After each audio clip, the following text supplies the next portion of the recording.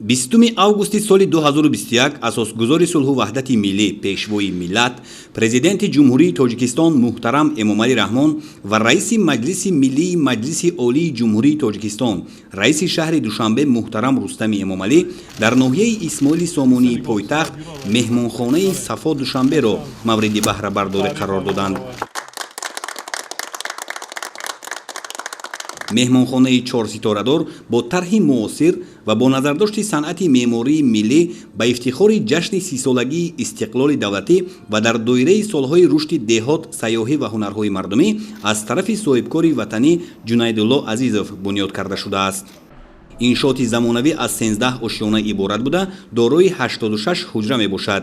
ошёнаи 12-уми бино барои қабули меҳмонони олиқадр пешбинӣ шуда дар он шароити беҳтарин фароҳам мебошад. дар ин ошёна барои қабулҳои расмӣ дар сатҳи намояндагони воломақоми кишварҳои хориҷӣ ва созмонҳои байналмилалӣ имконият мавҷуд буда сатҳи баланди хизматрасонӣ барои буду бош ва истироҳати меҳмонон аз қабили ҳамом, ошхонаи алоҳида, утоқҳои фароғатӣ ва ғайра ташкил гардидааст. дар ошёнаи 13-уми бино бошад барои меҳмонони олиқадр қаҳвахонаи дорои беҳтарин шароит ва айвонча барои тамошо намудани зебоиҳои шаҳри Душанбе бунёд кардаанд. ҳамаи ҳуҷраҳои меҳмонхона бо лавозимоти зарурӣ аз қабили рахти хоб, ҷевон, телевизорҳои замонавӣ ва ғайра таъмин гардида ҷавобгӯ ба стандарти байналмилалӣ мебошанд. бунёди меҳмонхонаи нав бо шароити арзандаи қабул дар пойтахт рушди бештари соҳаи сайёҳии мамлакатро таъмин менамояд ва дар ин замина 80 нафар соҳиби ҷойи кори доимӣ гардидааст.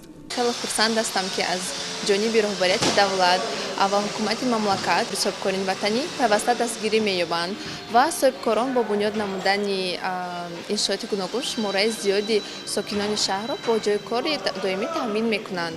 ما هم در همین زمینه از جمله دختران شهر دوشنبه امروز صاحب جای کار دائمی گردیدیم. البته در مهمانخانه زمانوی صفا دوشنبه برای ما در این انشاءات با حشمت و جوابگو به استاندارد بین‌المللی کار کردن باعث افتخار می باشد. با ما از جانب شرکت دکور اینوست نظام کار و طرز خدمت رسانی در مهمانخانه آموزانده شد. منتداری خود را به تشکیل کنندگان و رهبریت دولت بیان می نماییم. ضمن شناسایی با شرایط بنا به پرزیدنت مملکت محترم امامعلی رحمان اطلاع داده شد که در مهمانخانه 4 ستاره‌دار امکان است در یک وقت به 135 نفر خدمت رسانیده شود. در بنای همچنین مجلسگاه با 85 جای نشست، تالار مشورتی، طربخانه برای قبول 80 نفر، قهوه‌خانه و دیگر اتاق‌های یاری رسان تشکیل کرده شده است. دالان، لیفت، اینچنین حجره‌ها و دیگر انشاءات مهمانخانه با استفاده از مصالح بلندصفت ساختمانی با اصول معماری ملی، البته با نظرداشت طلبات زمان کنونی، نقشبندی و گلکاری شدند که صنعت بلند تاجیکان را در بناکاری بازگو می‌کند.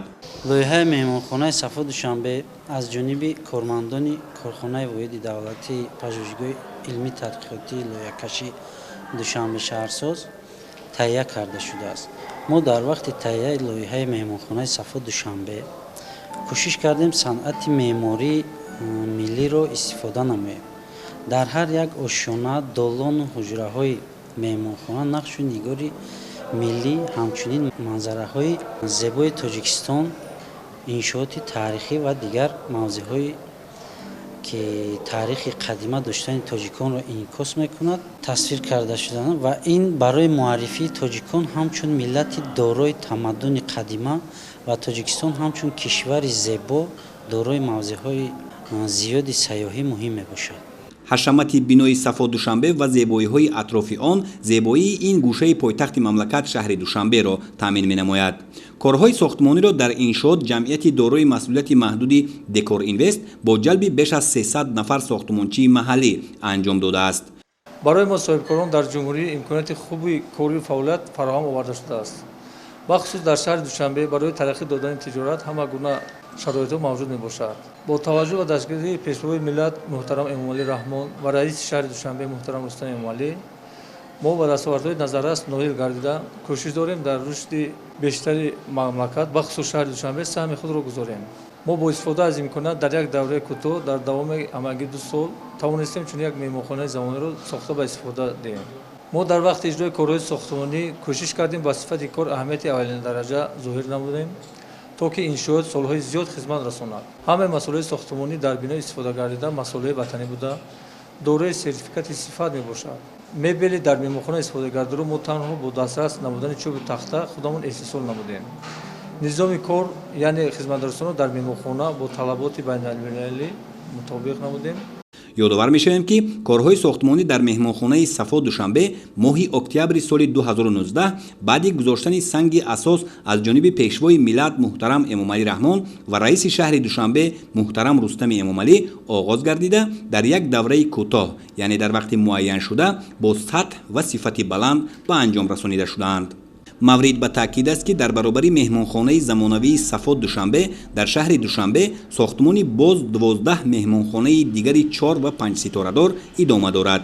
бунёди чунин иншооти муҳими хизматрасонӣ дар пойтахт ба хотири дар сатҳи баланд қабул намудани меҳмонони хориҷӣ дар чорабиниҳои сатҳи байналмилалӣ аз ҷумла ҷаласаи шӯрои сарони давлатҳои созмони ҳамкории Шанхай ва иҷлоси шӯрои сарони давлатҳои созмони аҳдномаи амнияти дастаҷамъӣ роҳандозӣ гардидааст.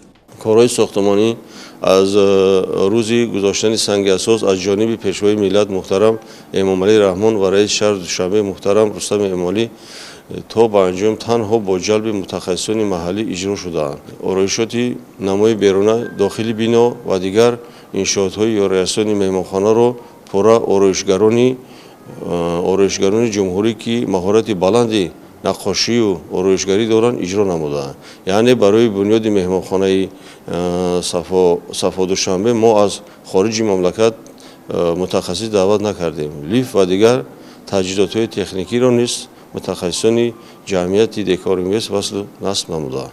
дар ин мавзеъ ҳамчунин аз тарафи кормандони ширкати Декор Инвест дар масоҳати 5 гектар дар асоси нақшаи генералии шаҳри Душанбе бунёди шаҳраки замонавӣ бо биноҳои истиқоматию хизматрасонӣ, муассисаи таълимӣ барои 640 хонанда, муассисаи томактабӣ барои 150 кӯдак, майдончаҳои варзиш, майдонча барои бозии кӯдакон, айвону гулгаштҳои истироҳатӣ ва таваққуфгоҳ бо фароҳам овардани шароити хуб барои зиндагии сокинон идома дорад.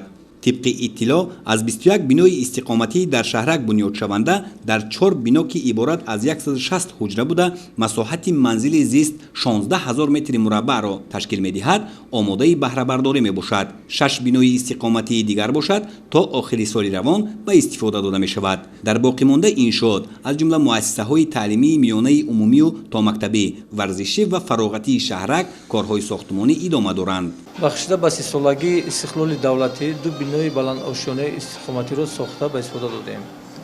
ҳоло бошад дар шаҳраки Шахтовузор боз 4 бинои дигар омодаи баҳрабардорӣ мебошад ва дар 6 бинои дигар то охири ҳамин сол корҳои сохтмонӣ пурра ба анҷом расонида мешавад. пешвои миллат муҳтарам Эмомалӣ Раҳмон ба иқдоми соҳибкори маҳаллӣ ҷиҳати саҳм гузоштан дар рушди соҳаи сайёҳӣ ва ободии пойтахти мамлакат шаҳри Душанбе баҳои баланд дода масъулинро ба истифодаи самараноки имконоти мавҷуда дар меҳмонхона ҳидоят намуданд.